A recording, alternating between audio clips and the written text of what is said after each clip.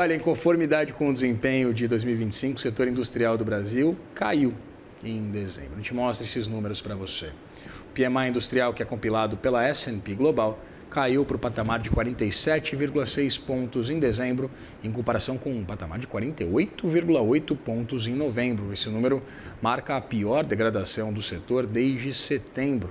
A diminuição da demanda foi identificada pelos participantes da pesquisa como o principal fator determinante da queda nas vendas. Os fabricantes no Brasil sinalizaram uma segunda queda mensal consecutiva nos custos médios dos insumos ao final do ano passado. O aumento marginal no emprego no setor industrial registrado em novembro foi revertido no mês de dezembro, com as empresas diminuindo o quadro de funcionários pela quarta vez em 7 meses.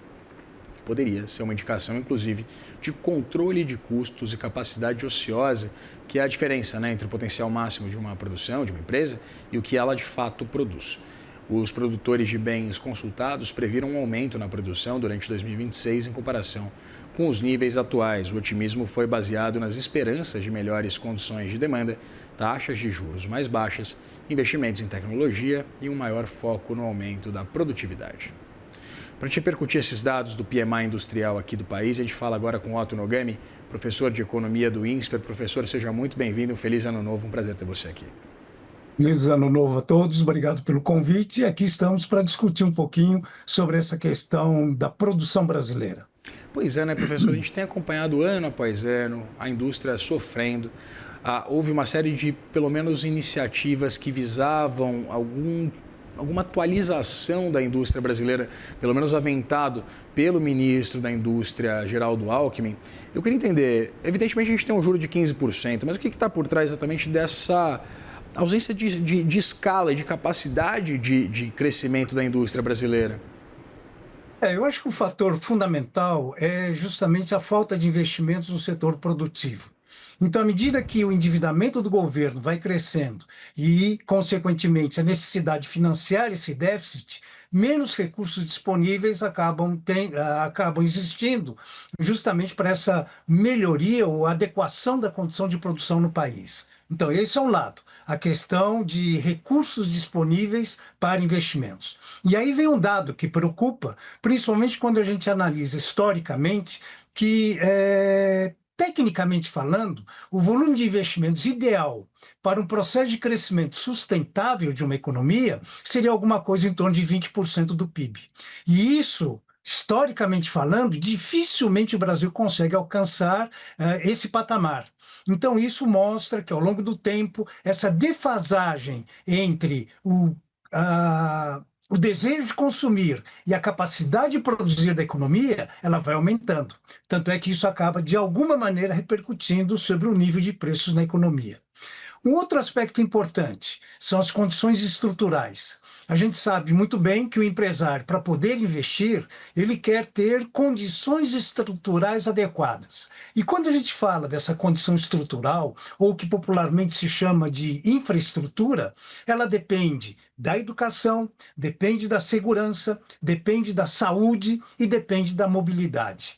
Então, à medida que a gente não vê o governo investindo da maneira como seria o desejável nesses setores, então isso acaba comprometendo essa predisposição do empresário investir. Então, veja, nós temos alguns elementos aí um tanto quanto que complicados, principalmente, como eu acabei de comentar, com relação à condição estrutural. Isso afeta, por exemplo, a qualificação da mão de obra. Então, a falta de investimentos em educação acaba comprometendo a competência, vamos colocar assim, do trabalhador, e isso acaba repercutindo também nessa questão do investimento, porque o empresário vai dizer assim, não, eu não tenho mão de obra qualificada o suficiente, justamente então para poder atender a demanda dele. Tanto é que pelo menos 4 anos para cá, a gente tem dito muito dessa indústria 4.0 e a gente verifica na prática que muito pouco foi feito nesse sentido. Então, nós temos aí várias condicionantes que acabam atrapalhando, de alguma maneira, o setor produtivo da economia. Professor, você mencionou essa necessidade de investimento. A gente estava conversando, inclusive, mais cedo sobre a consolidação do orçamento público nesse espaço discricionário ínfimo para investimento, um setor que, inclusive, demanda bastante de investimento público, mas eu queria também conversar sobre a ótica de subsídios, porque a gente viu o Congresso Nacional avançar naquela proposta do Ministério da Fazenda no ano passado, no final do ano passado, que envolve a revisão de uma série de benefícios fiscais, o que causou inclusive um incômodo também perante o setor industrial. Eu queria entender se a gente pode, a partir dessa revisão de benefícios tributários, de isenções tributárias, acompanhar algum impacto mais nocivo ao longo dos próximos meses. Essa é uma questão realmente muito delicada e que já vem sendo discutida há muito tempo.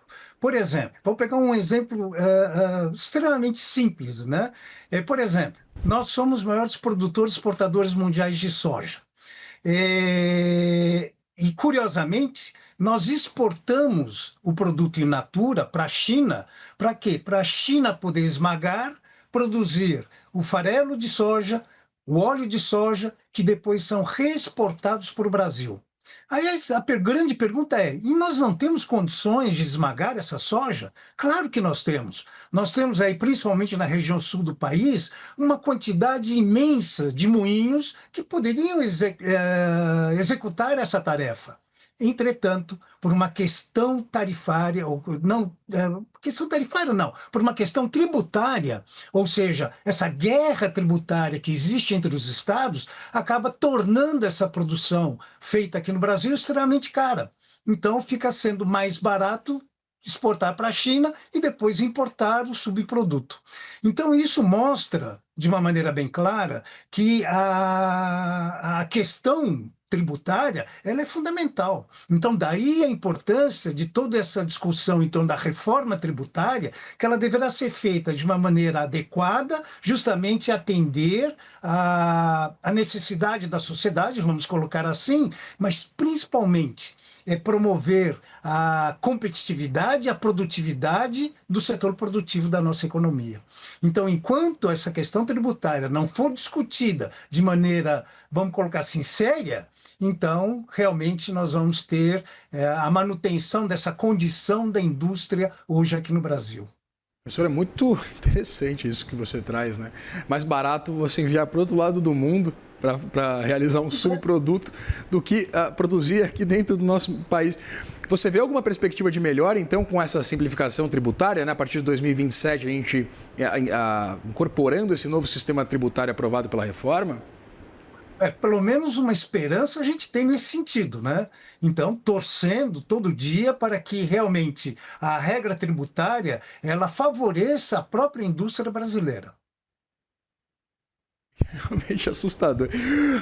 Eu queria entender exatamente sobre essa consolidação da indústria no país. Você citou a indústria 4.0. Há uma discussão muito significativa sobre o Brasil ter ficado para trás. Perdemos o bonde em diversas oportunidades. A gente caminha para perder o bonde da indústria 4.0, acho que já foi. A gente pode perder o bonde de uma indústria verde, por exemplo, quando se discute também essa série de novas iniciativas, novas incursões acerca dessas oportunidades que o Brasil tem, exatamente pela abundância de recursos naturais? Eu vou responder de uma maneira bem simples e objetiva. Soluções para esses problemas enfrentados pela indústria, ou agora essa necessidade de uma adequação a uma nova forma de produzir, vamos colocar assim, essas soluções existem, são apresentadas, são discutidas em seminários, em congressos. Entretanto, o elemento chave em tudo isso é a vontade política. Então, tecnicamente, nós temos soluções. Inclusive, por várias vezes, eu particularmente fiz parte de comissões onde a gente procurava recomendar o governo a determinadas ações. Só que o interesse político é totalmente, muitas vezes, contrário àquilo que seria o ideal, né, para a sociedade. E aí, então, surge esse grande entrave, né, que é o desejo político em efetivamente resolver essas questões. Pois é, né, professor? Em meio a um cenário de tanta incerteza, instabilidade, um impacto, pelo menos de expectativa dos manufaturados, né, um impacto nocivo, ruim, com a taxação de Donald Trump. Foi um ano conturbado, 2025. Esperamos um ano mais tranquilo em 2026. Conversamos aqui com o Otto Nogami, professor de Economia do INSPER. Professor, muito obrigado pela disponibilidade de conversar com a gente. Eu que agradeço a oportunidade e, mais uma vez, um ótimo 2026 para todos. Para todos nós. Grande ano para você também. Abração.